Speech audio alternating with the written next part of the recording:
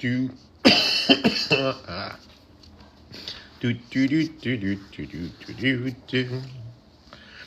Do do do do do do do do do.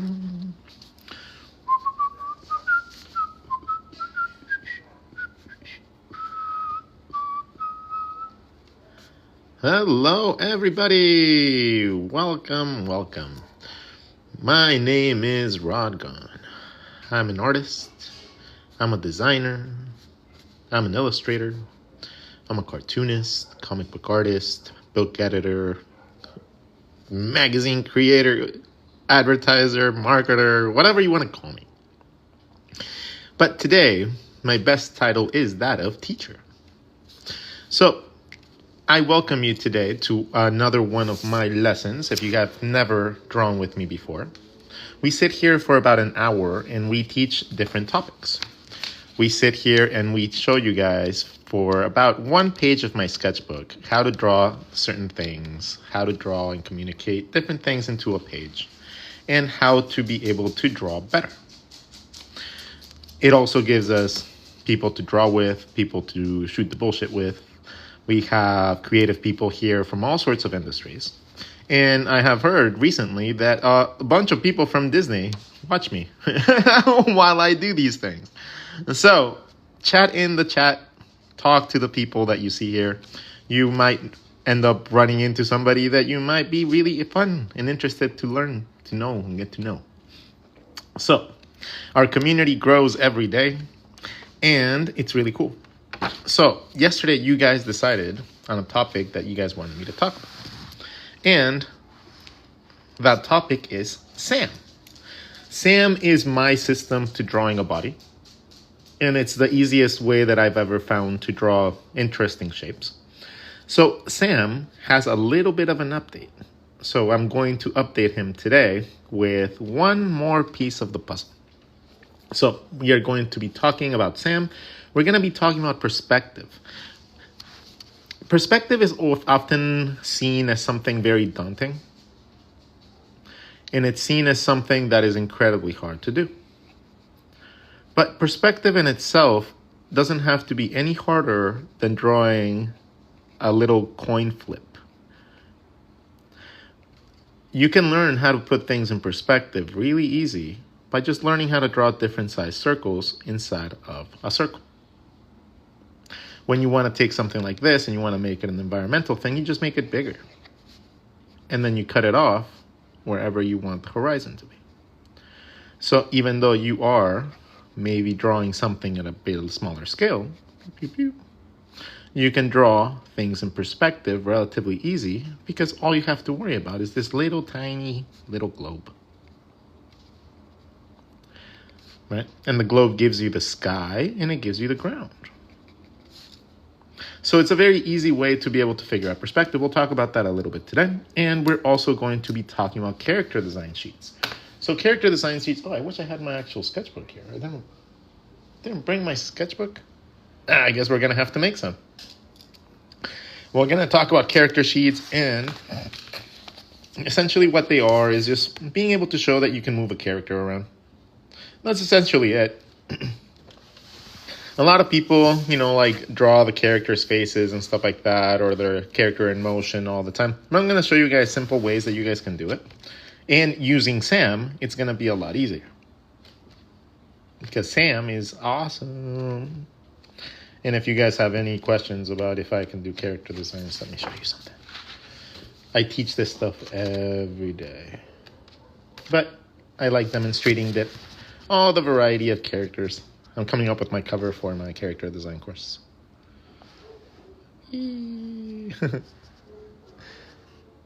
So even though you see a lot of really funny cartoony things, like my range is gigantic. My range is enormous. It's really, really fun to be able to draw a variety of things.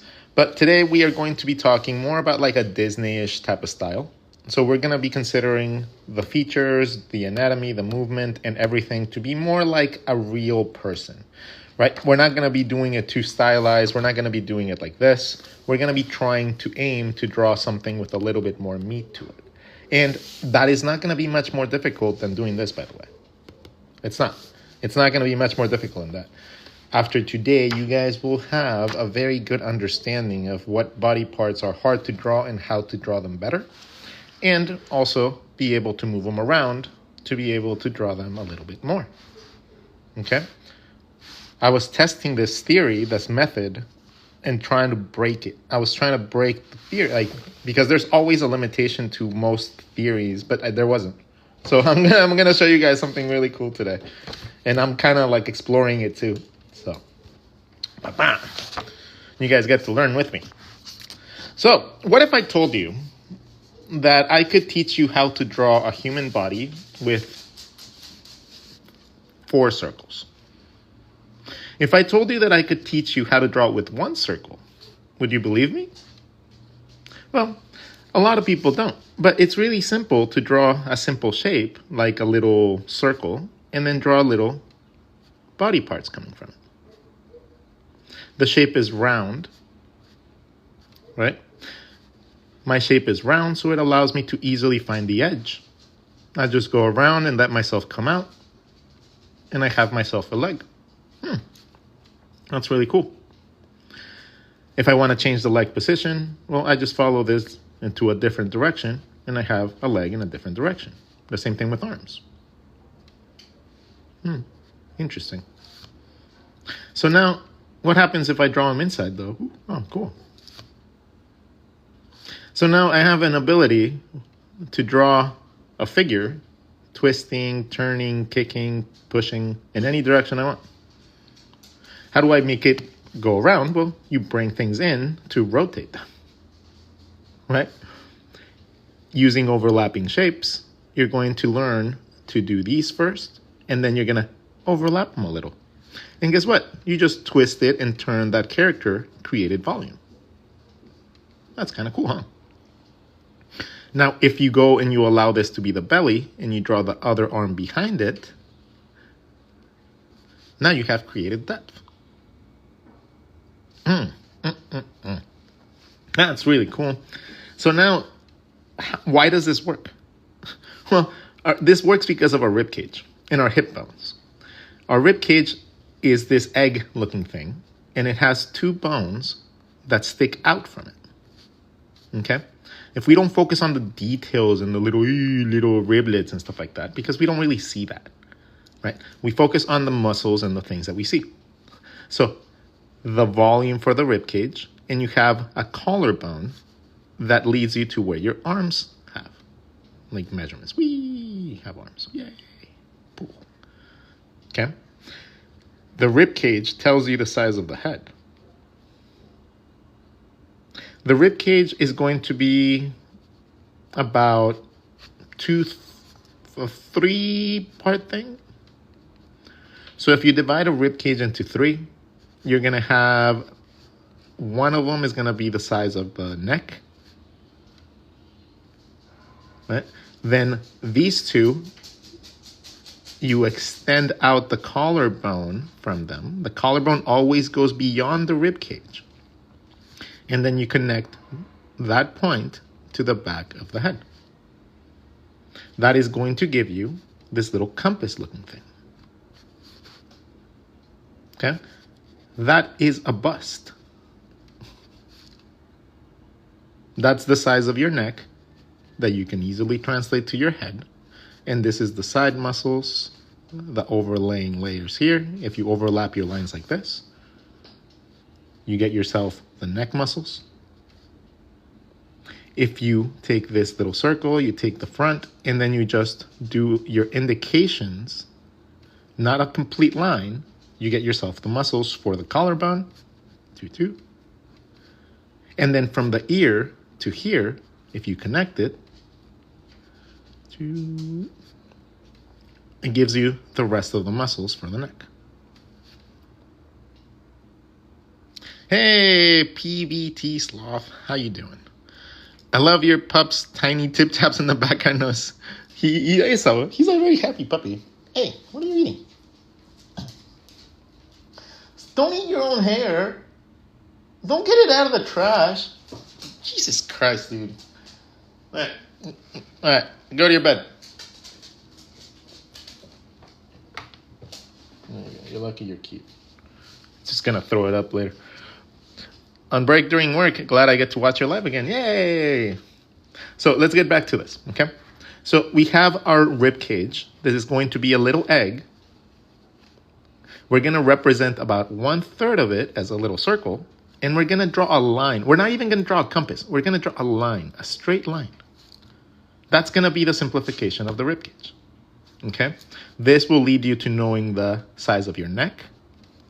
You can make your head bigger than that, right? But your neck is going to come from there. You can make your head as stylized as you want, as big, as cartoony as you want. But it's going to originate from that point. What's up, Wes? The middle of the rib cage is going to be the front of your rib cage. If you draw a circle around an object, it gives you the front and the back. So if I draw a circle at the top and I draw a circle through it, I have the front and I have the back. The back is going to be my spine. My spine connects to where my head goes. So whatever circle I draw here, if I draw 2 more, I can connect those and draw myself my head. If I go down, at the end of this, I'm going to take this same circle and I'm going to replicate it at the bottom.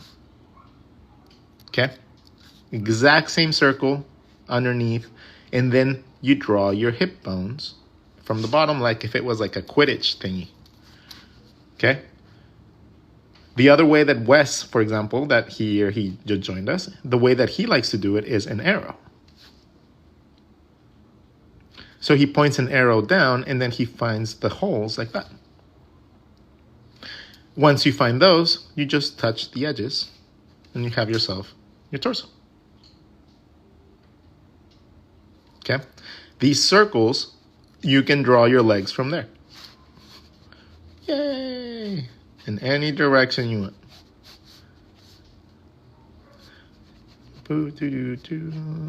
As long as they touch there, it's going to look fine. You can bend them, you can twist them, you can make them smaller to make them go away, you can make them bigger to make them come towards you. Okay? So as long as you connect them back to those circles, it's going to look awesome.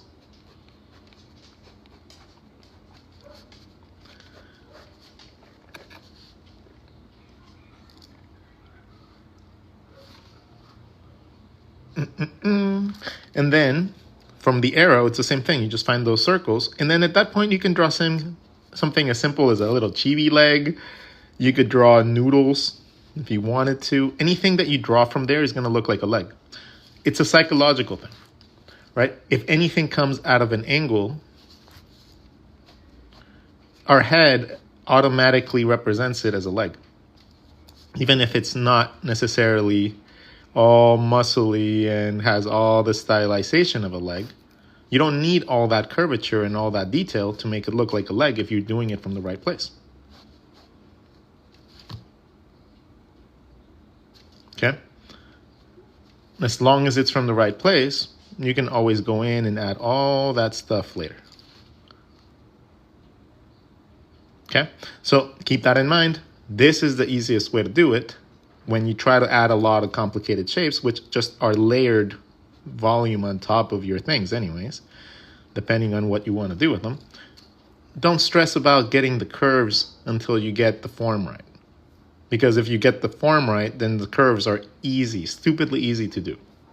Okay? Like dumbly easy, like super simple. If you have your leg like this and it connects at an angle, you do this. 2 circles inside this. This gives you your overlap for your kneecap, and this gives you the muscle for the calf. This stays straight, and this can curve if you wanted it more muscle. 1, 2. Thigh, calf. And that's going to be most of the detail that you need for most things that you draw.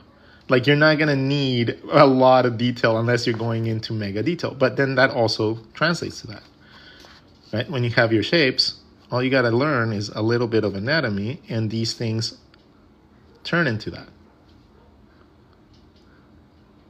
It's not about adding a lot of stuff. It's about knowing where to cut in with very, very minuscule lines. It's a game of subtlety. It's not a game of extremes. The more that you try to draw more like more detailed, you'll have to realize that it's subtlety. It's not extremes. Happy birthday. Whose birthday is it? Wait, whose birthday is it?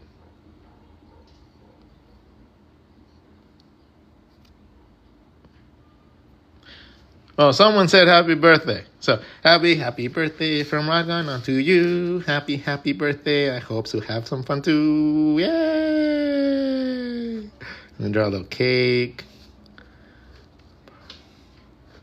And if you're allergic to peanut butter, I'm sorry, but that's the only type of cakes I like.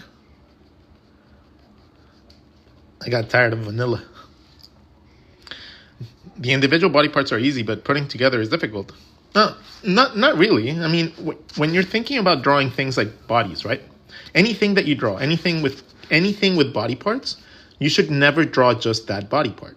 If you're drawing, say, heads, right? Don't just draw the head and the neck. Okay? Always draw one and one connecting section. If you're going to draw an arm, like a forearm or something like that, draw the forearm and the bicep. Draw the forearm and the hand. Draw the forearm and something else. If you're going to draw fingers, draw the fingers and the palm. Okay? Every time that you focus on a certain body part, focus directly on the body part next to it, because then you don't feel like you're drawing floating shit. If you're going to draw busts, draw the rib cage.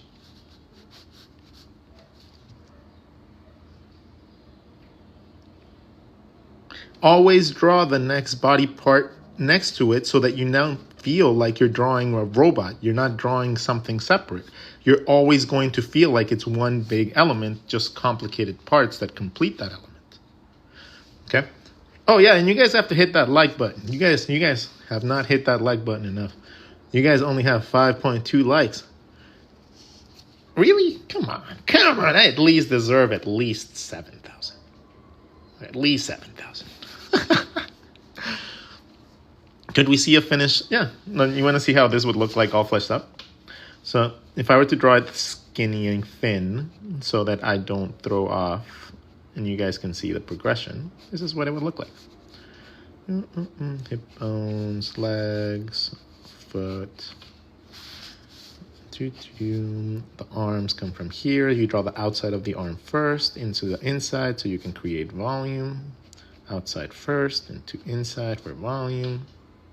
And then this is where all the fun starts. You get to choose and direct overlapping lines to create depth. Let's give this guy big muscles. And then his shoulders would stick out a little bit. And then his biceps and his forearms would wrap around the bicep. Then you have your bicep and your tricep. So your bicep, middle, tricep, elbow, forearm, muscle.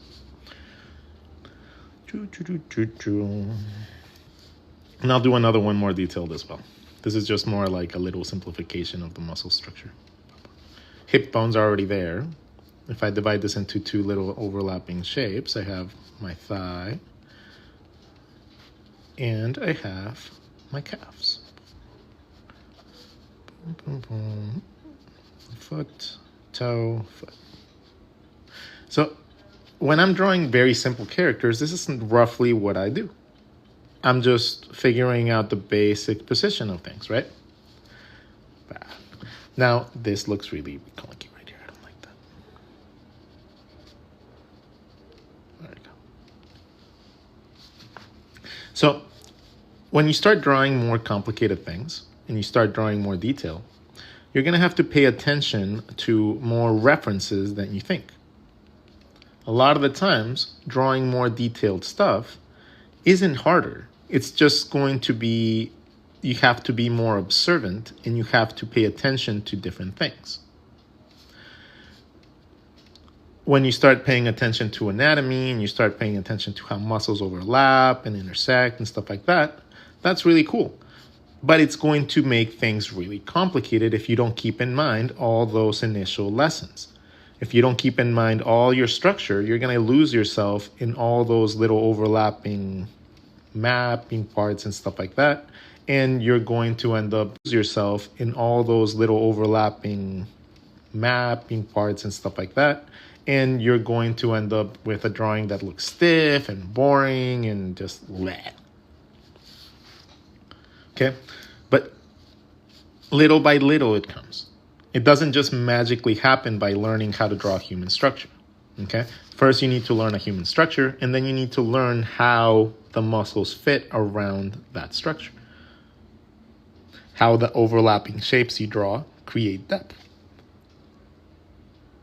Okay, and then learning the movement of the body parts instead of learning how the detail works, so that you can actually pose your things right and then worry about the style that you choose for it later.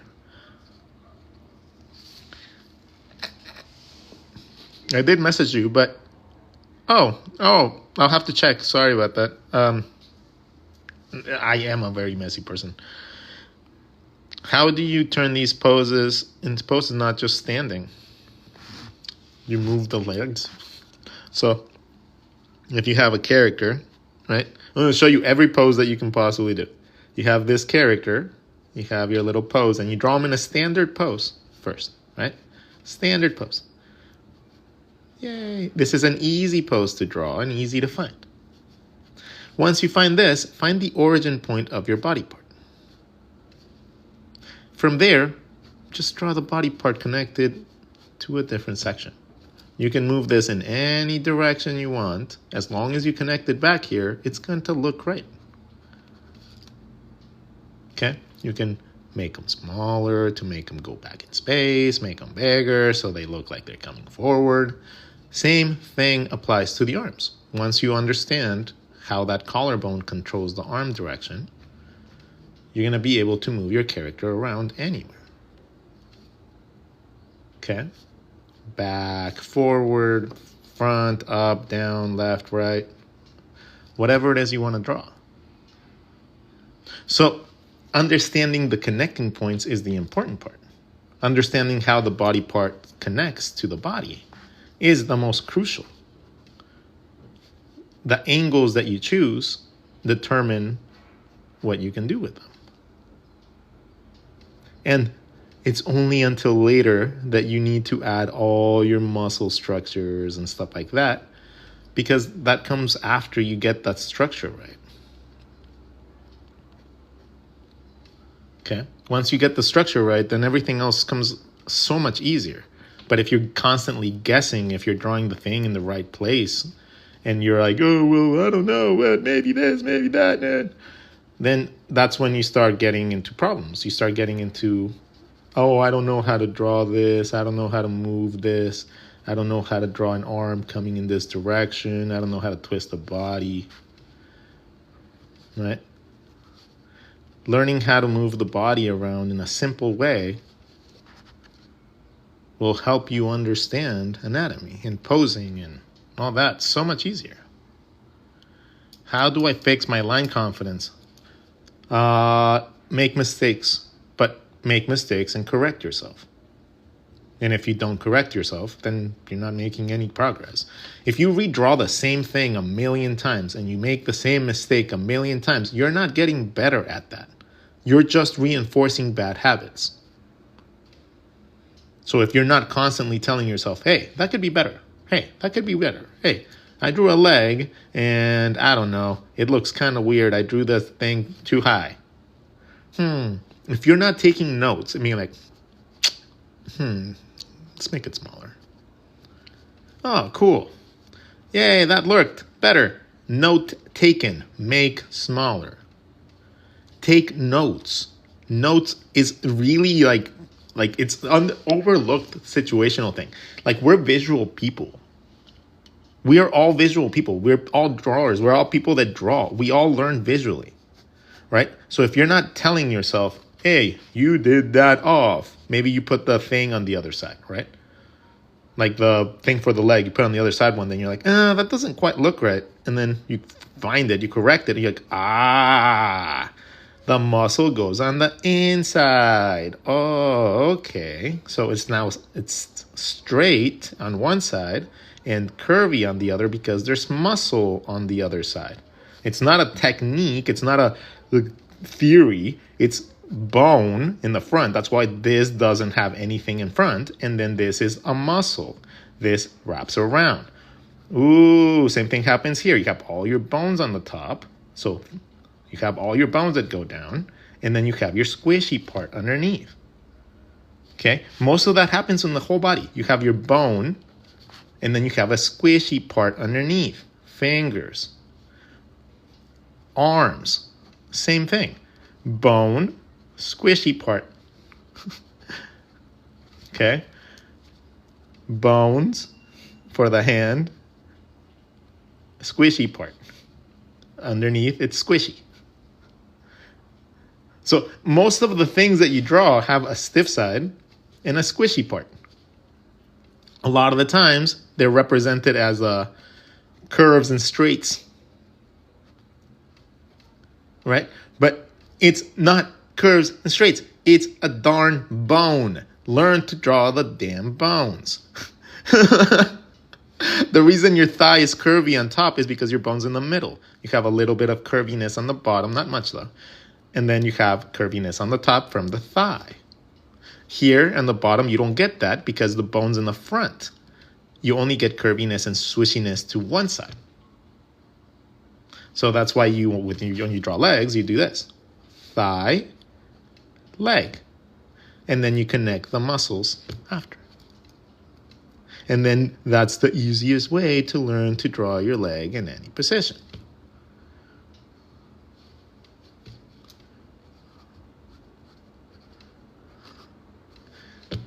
It's really simple. Can you please draw a female version of the full body?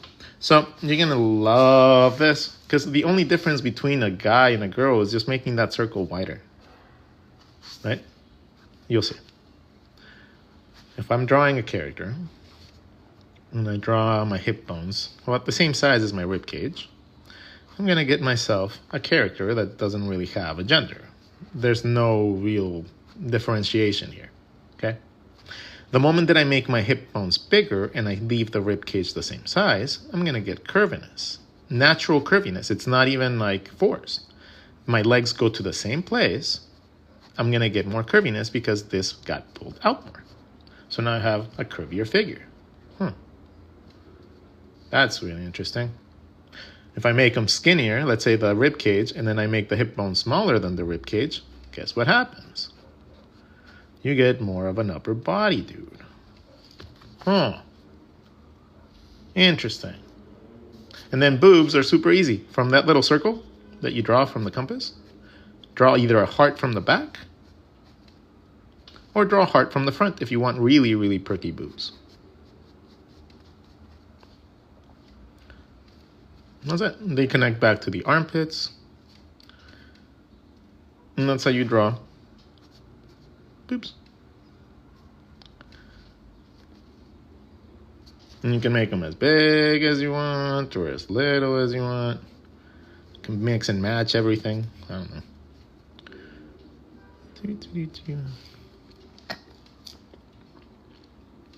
Make them uneven if you want. I don't know. It can be whatever you want at that point. But yeah, that's how you would draw a female figure with my version of drawing things. All right, so let's see. What else do we need to talk about? We talked about S.A.M, and S.A.M is very cool. Let's talk about profile. Let's talk about profile S.A.M. So when you're trying to draw a character like S.A.M, if you draw him from the front, this is the basic stick figure, right? Circle, circle, hip bones, and you connect it all. If you connect this circle with this circle, if you just do this, and you draw rib cage, head, no, not hip bones, the head, and then you draw the rib cage, it becomes easier. Okay, 2 circles, touch them in some way or another. One becomes the head, one becomes the hip bones, and in the middle, you draw a rib cage. The line you draw is going to dictate the perspective of your arms. Ta-da! And you can draw your legs and everything in any direction you feel like, because now you know where the legs come from. You're welcome.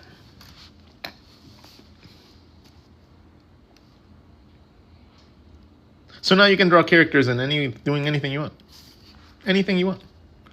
Now you have access to doing that super easy. You don't have to worry about the head sizes. You don't have to worry about where the arms go. You don't have to worry about nothing. You just get to go enjoy drawing cool stuff for yourself.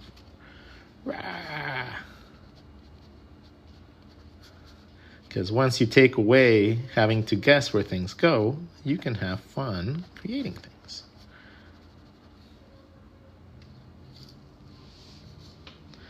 Could you give some more perspective examples from different angles? Perspective. Well, we can talk about perspective next. That's the thing that we were going to talk about anyways. So perspective is going to be one of the hardest things for people to normally understand. But it's really, really easy. It's really easy. And people just overcomplicate this shit because they think that they have to draw horizon lines and they have to draw like grids and stuff like that. You don't got to do all that. Okay? Let's say that I wanted to give this character perspective. This character, I drew him without having a base. He's not on the ground. He's not doing nothing. Let's say I give him a cape and I want him floating on something. Okay? So now he's Superman. I'm going to point his feet down a little bit more so he looks like he's floating a little bit more. And I want him standing on something. But I don't want to just draw a line. Like, just drawing a line and then drawing everything above him or whatever, that's kind of boring. Right? Even though it is a good, easy way to differentiate the sky and the ground by just drawing a line and a horizon line, I don't really like doing that. What I like doing is something different. I like giving my characters their own individual bubble. So here we do examples of this over here. So let's say that I just draw a circle underneath them. Okay? If I draw a little circle underneath them, and I give that circle the equivalent of a bubble, I draw a circle inside of that circle, and now that gives me a surface. That's kind of cool.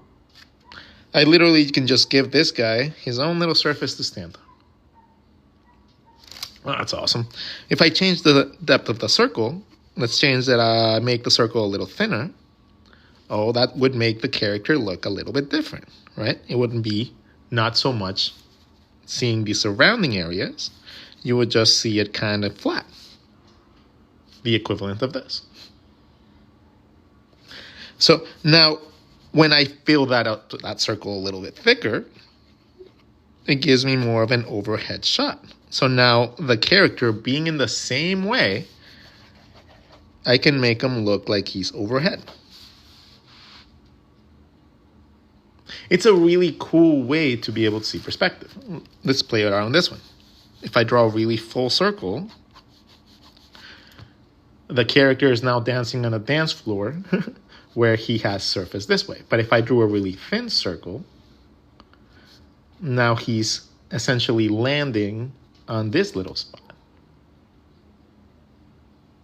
So this is very useful when you're trying to do character scenes, because it gives you the ability to draw things around for this individual character, but the other one doesn't get affected.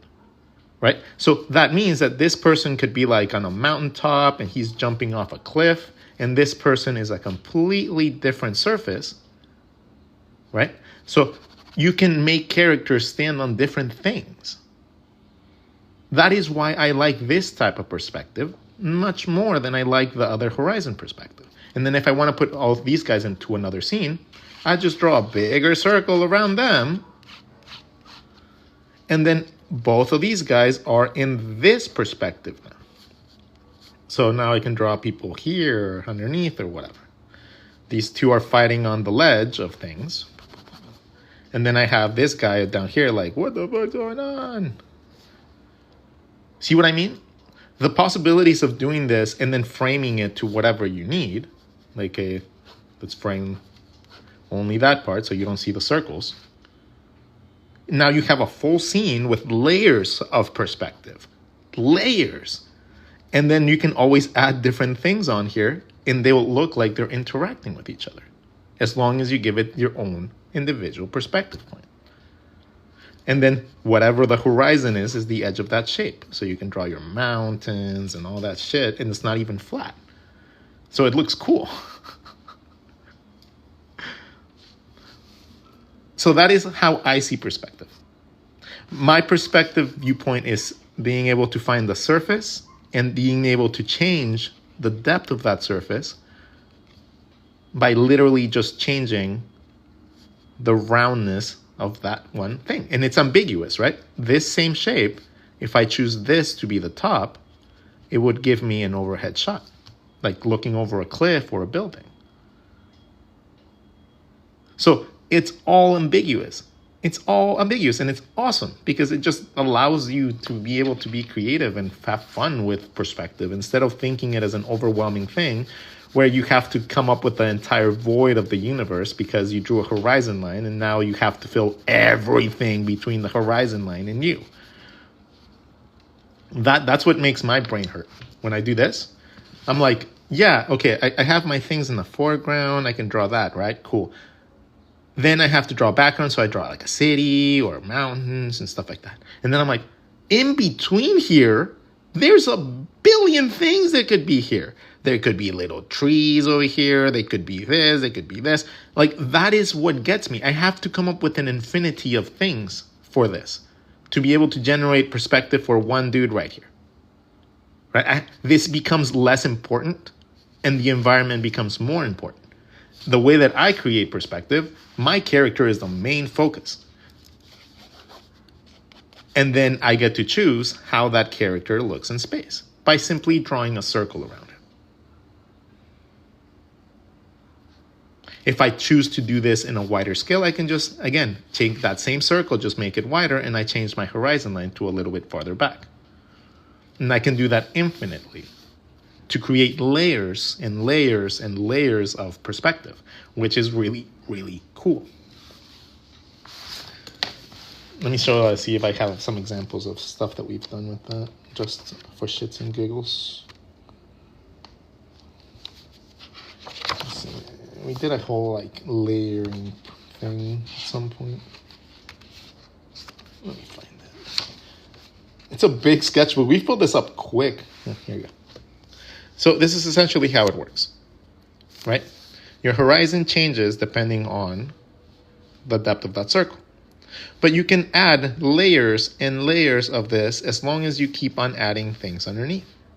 This can be easily done for buildings. This could be done for landscapes. This can be done for people. You can use that to learn people too. And eventually it's going to become really simple for you to be able to place things in space. You're not going to see it like other people. And it might be complicated for you to explain it to them and make it like seem like it. But that sort of perspective is what allows me to draw really dynamic things really, really quickly. And it's literally helped me insanely when it comes down to character design.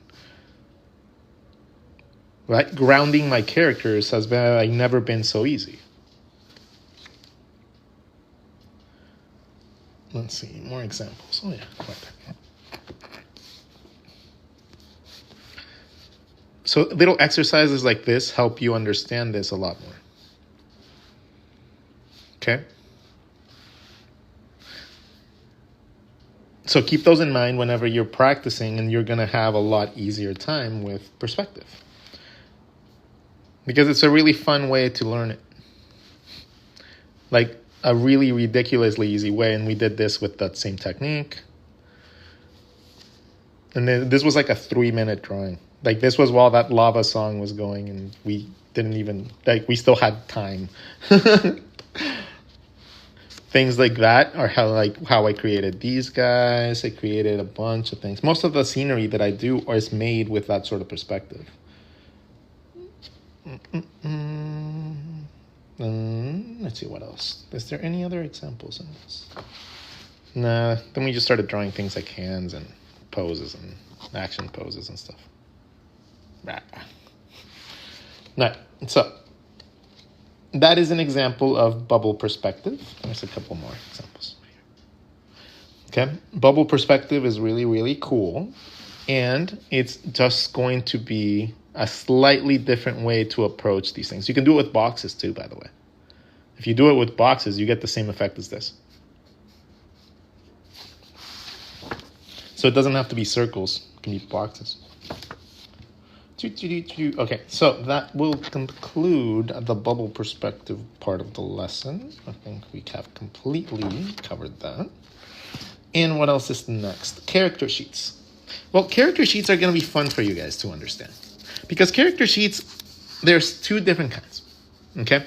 When you're going into the animation industry and you're going into illustration industry and stuff like that, it's going to be a very different way of approaching things.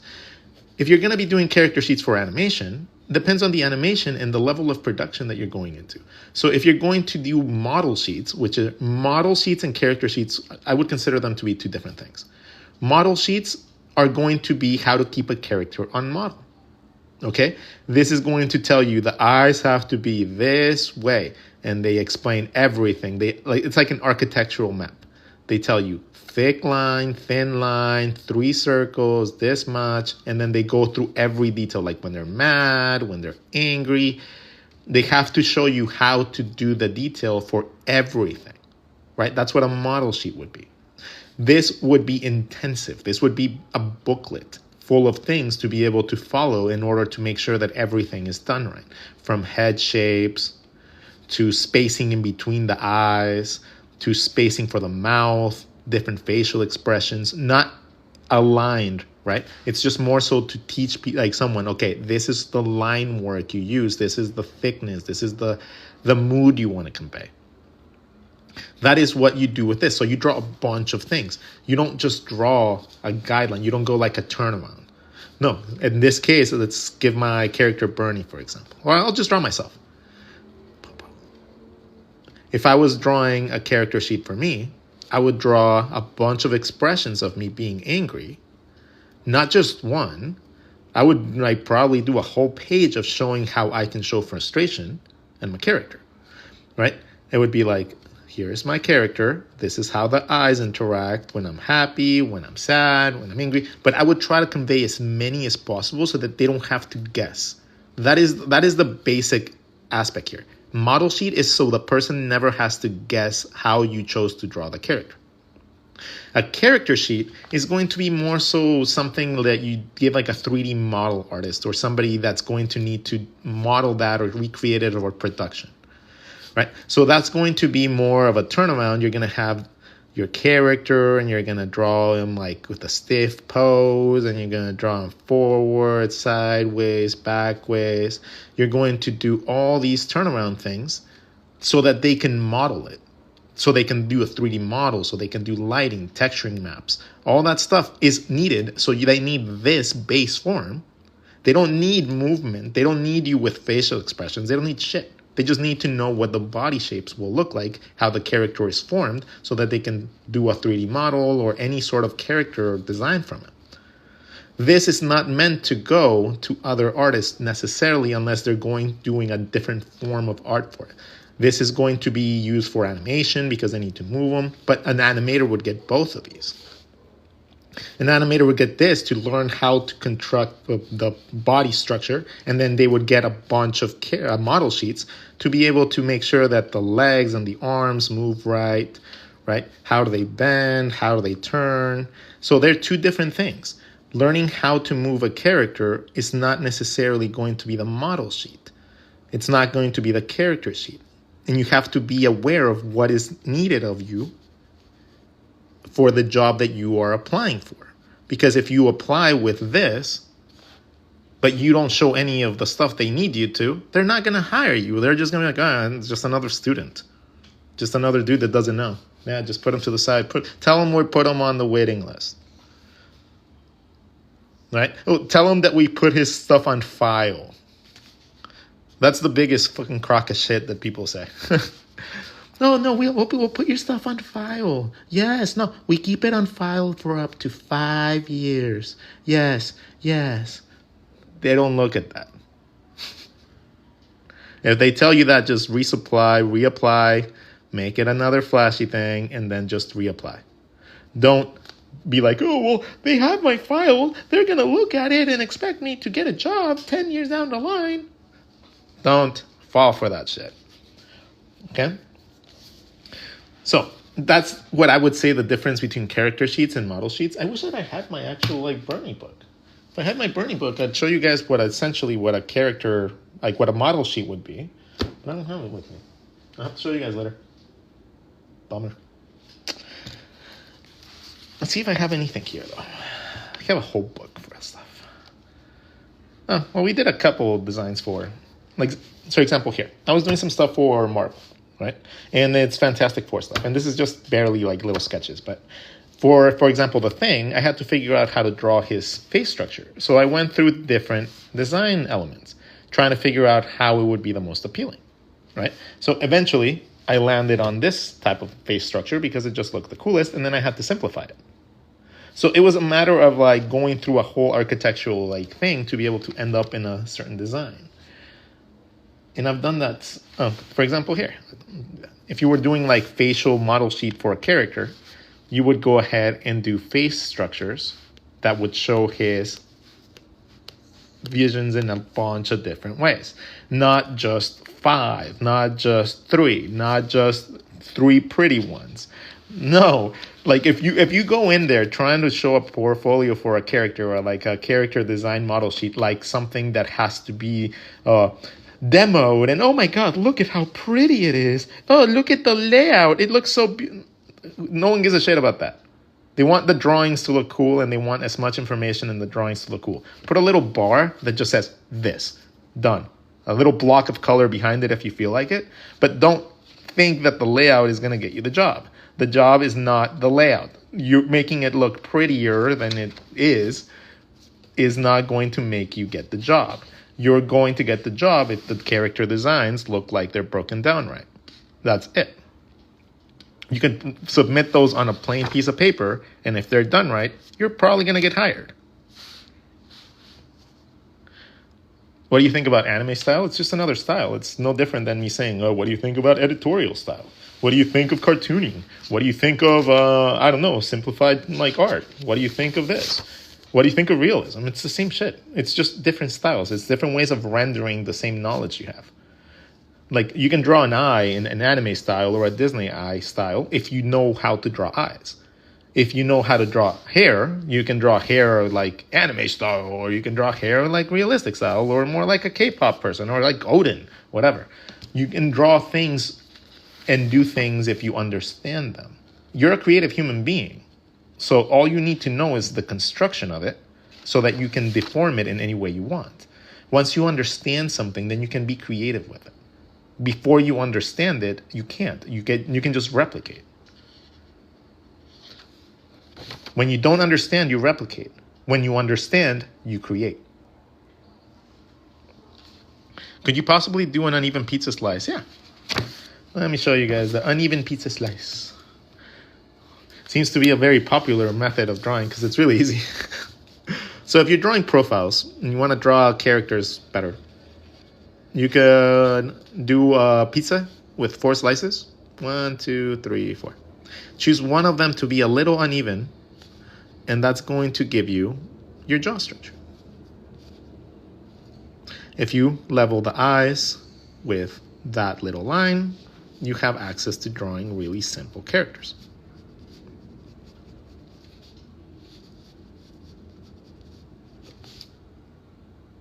Okay, so being able to draw simple characters and then adding whatever body parts you want to them will be a lot easier if you just learn that. Now, what if I don't want to draw a little cute little girl? I want to draw somebody manly. I want somebody with a big fur chin. Look at him. Gaston. The same thing applies. Okay? The uneven pizza slice takes consideration of your jaw structure. Essentially, when you're drawing your jaw, you just want to connect your ear to your ear, but it goes down a little bit. So if you draw the middle of your jaw, and you go down a little, and you go forward from there, you're going to have yourself access to drawing faces. And not just the profile. Okay? You'll be able to draw a lot of different facial structures, character types, and stuff like that, just by simply understanding those proportions.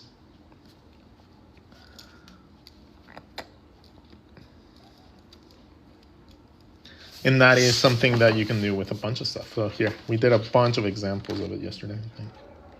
Where'd it go? Where'd they go? Where'd my examples go? Was it yesterday or the day before? We draw a lot. No, here's a bunch of them. So all these were done with the uneven pizza slice. Let's see. But we did a whole chart of them. Where'd they go?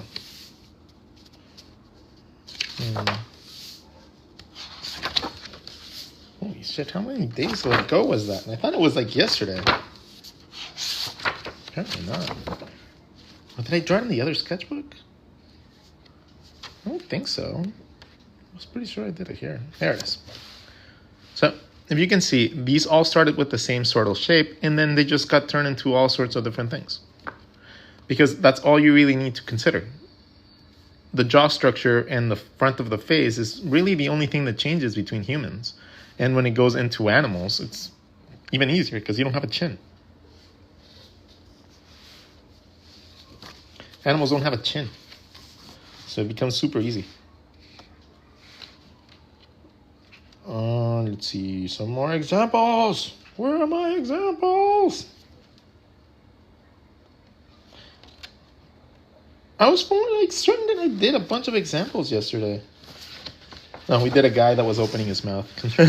So we started little, and they're like, okay, open his mouth more. Open it more. More. More. More. That one was funny. Let's see. Where did I draw that? But anyways, you get to see how that works with animals too. Right? Literally, animals are just a circle. You extend the front part, and you give it ears. That's it. That's how you draw animals. You want a little bunny? Draw that smaller. Draw that ears bigger. Can you please explain how to draw a human body? We just did. We spent that whole lesson doing that. That's what we just did. You just missed out. Sita, you missed out. Oh, no. Ah. No. Porque. Porque. That's okay. We'll draw some more. If you want to draw a body, all you got to do is draw a little egg. Draw a little circle at the top and a little circle underneath the egg. Connect those. And then from that little bottom one, you're going to draw two little holes, two little circles at an angle. They have to be like an angle like this, though. They have to be like taller, okay? From there, there's going to be your leg holes. Leg hole number 1, leg hole number 2, okay? Your head comes from that top circle. If you want to have the front of your body, all you got to do is draw a line in front of that circle to direct how your rib cage is going to go. If you do it to the side, guess what? You just twisted your body. Yay! Let's clap, everybody. Clap, everybody, for everybody. Yay! So the body in itself is all about just learning about the angles in which your body connects. You can draw 2 circles, connect them, and that's your spine, your head, and your hip bones. From there, draw a little line in the front, and you have your rib cage. Anything you draw from these is going to look like a leg. anything you draw from here, start with the outside of your arm and then bring it in for volume. Do, do, do, do. Connect them. You're done. If the arms are raised, the collarbone goes around that circle. So if straight arms go like this, right? If you lift them, guess what? That goes along with it. It's a very simple system. And eventually, you can cover part of your face with them too, to create even more depth. Okay? How would that work from the side? Well, let's draw it from the side. Circle. We draw a circle at the top for our head. We have a spine, right? Our spine goes around our rib cage. So that circle that you draw, we're going to connect that to the circle that we draw on the bottom. That's our spine. That little circle we drew on the side, we only draw one of them because we're in a profile. And that line in front, well, that line goes in front right here. Leg. Any belly or anything that you have would be right there in the front because there's nothing in the back. Your back is your spine. There's nothing there. It all grows forward. If you have a basic line and you draw your rib cage, your head, and your hip bones, all of them go forward from your spine. Okay? Everything goes forward from there. Everything. Your belly, your crotch, your muscles, the only thing that goes back is the butt and a little bit of the shoulder. And then the curvature that you have to draw because it's not a straight line, right? That's what complements it. That's what makes it look real. That's why you start with an egg. Because the egg gives you a roundness that you can just follow up and down. Right? Draw a circle to connect the hip bones and the spine, and then everything else is forward. This takes my arms. Rib cage, hip bones, legs.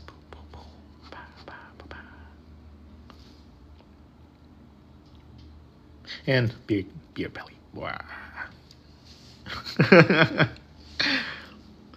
Where did you learn all this stuff? I learned it by drawing. I didn't really learn much from other people because I didn't really quite get the lessons that other people taught. I never really understood the whole draw somebody 8 heads tall. I'm like, okay, well, if I want to draw someone 8 heads tall, how am I supposed to measure 8 heads if they're standing in perspective, right? It was really hard for me to understand that. And then little by little, you just learn little techniques. Like if I take 2 circles that are equally sized and I touch them, right? I can make a person standing forward. Easy. If I want a character looking like in perspective, all I got to do is make that circle smaller. And I have access to drawing that pose in a better perspective without any struggles.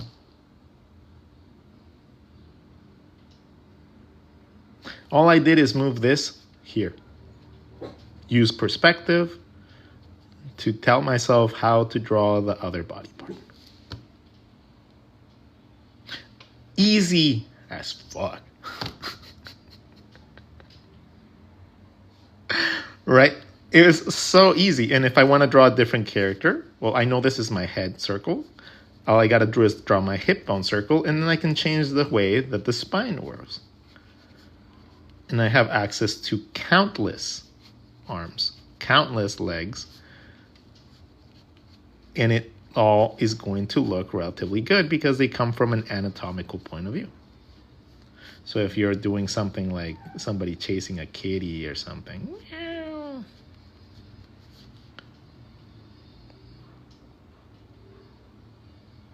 My third eye is open with this life hack. It's not a life hack. It's knowledge. You're learning. You're not hacking anything. You're just learning. But you're learning from somebody that can explain it in a way that makes sense to you, which is a big difference, right? Having a teacher that actually makes it seem doable is the thing that changes things. How do you reverse this when you want to look up at the character? Okay, well, you make the bottom one bigger, the other one smaller. You reverse that.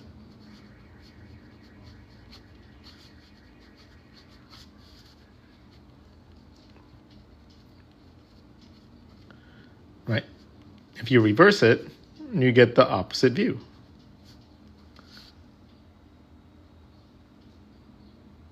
Just make the bottom one bigger.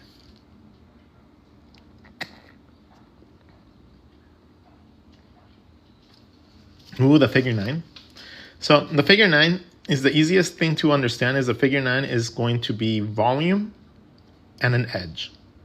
So that's what you're learning. Your volume, a source of volume, and an edge to your shape. How is that useful? When you find volume to a shape and an edge, you can always bring in that edge for volume and create body parts. Okay? If you find the edge of a shape and then you bring it in for volume, you're going to create appendages. Outside, inside. Now, how is that useful in other parts that aren't just the body? Well, the fingers, any situation that has a bone and then it has volume inside is going to be very useful with this. Okay, things like legs and stuff like that, arms, feet, everything really. If you learn how to use these effectively, you can learn how to stylize things.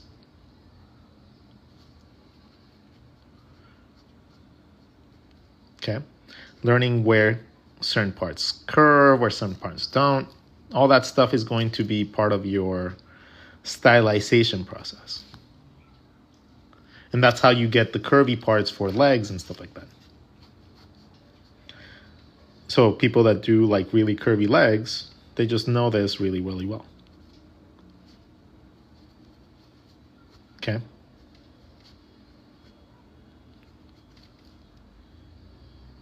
Person that knows that can make legs look really, really complicated when they're not.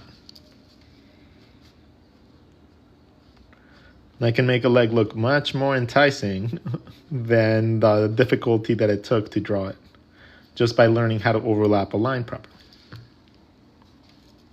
Boop. Oh, wait. Boop. Little overlapping lines can generate a lot of detail.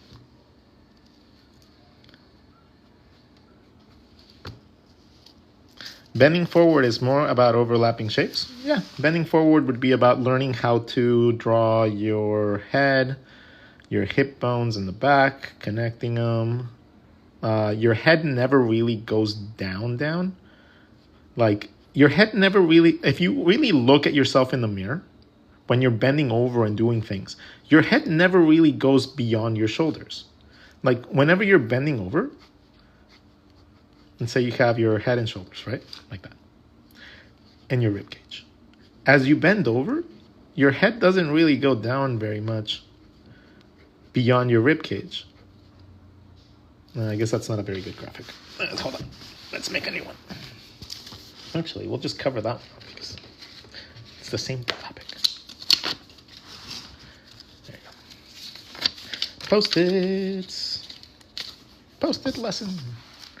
All right, so if you're going to have your rib cage and you have your little hole and your compass for your head, okay? Draw another circle at the bottom and connect it to get our hip bones. Now, this character is standing up straight.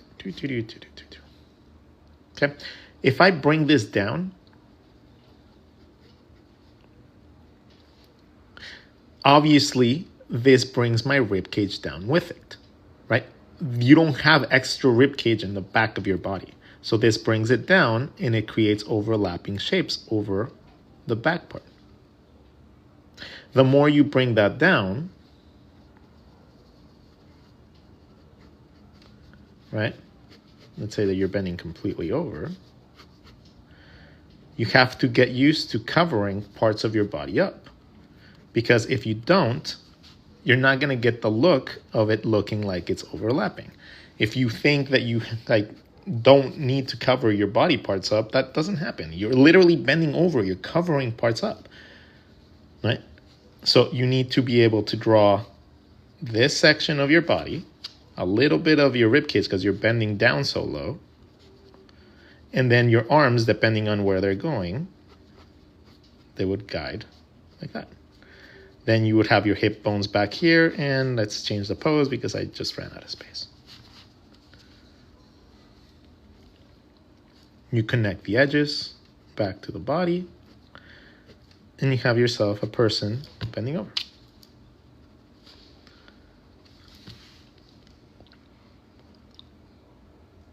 So you use that compass, and you just move that compass.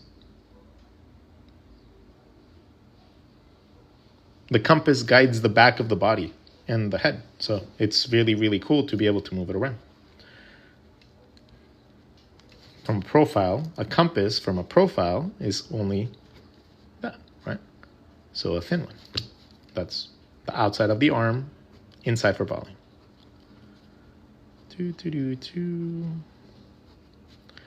Outside of, inside for volume.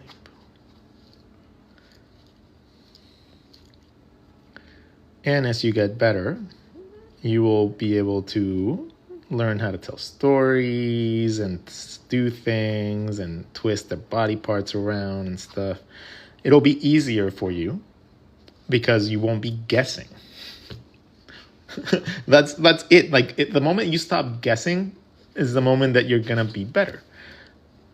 If you're constantly guessing how body parts work and how they come and how they work in your body, you're not going to be able to draw things.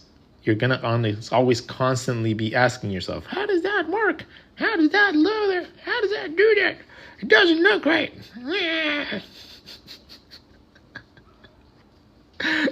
And I know because that was me. That was me for a very long time. Okay? It doesn't look right, but I'm going to keep drawing the same thing until, for some reason, it looks right. And that's not how it works. But A for effort. Thank you so much, guys. I think we are done with our lesson for today. Thank you to the 34.9 thousand people that clicked the little like button without me prompting anything in return. You guys are the reason that I do what I do and the reason that I wake up every morning. I hope that all of you learned a little bit. I hope that a lot of you learned a lot. And I hope that you go and you practice this and implement this immediately into something that's going to make you proud of yourself, right? If you learned something today, if something clicked, implement it immediately. Spend 10 minutes, 10 extra minutes drawing in your sketchbook, doing something that makes you proud based on the knowledge you learned today. That will cement that knowledge in stone, and it's going to be with you forever. If you do not do that, often much it happens that you will think you know this info because you spent an hour learning it, but you will not know how to apply it when the time comes. So save yourself the need to have to listen to me ever again for this topic and implement it for 15 minutes after we're done with the stream. That will keep it in your brain. You will be much more happy. You will be much more proud of yourself. And on top of that, you will have done a little bit of work for yourself instead of just copying and learning from me. Because that's very important too. Thank you so much. I love you all. I'll see you guys next time. Probably later tonight. It is Friday, so we probably will have a nice, awesome karaoke night. And I'll see you guys probably around like 8 p.m. Pacific, if you guys feel like joining in. We just kind of do a study session and we just kind of draw Disney characters and sing bad songs and awesome songs. And we just have fun doodling. Yeah. So if you guys don't have anything to do tonight and you guys want to come join me, hey, you're more than welcome. The more the merrier. One day I'll have like a massive sketch session that people can come to like in real life and be like, oh my God, it's the RODGON sketch session. What the fuck? I made it. Oh, I got the invite. What? But until that happens, I'll have to subside with my little TikTok. Take care, everybody. I love you all. See you guys later. And again, just go draw. You guys will love it. Later, getters. Yes, if you want to go watch all my lives, go to my YouTube. My YouTube has about 600 lives that have been done and uploaded there too. So I've been doing this for 10 years. So go check it out. Later, getters.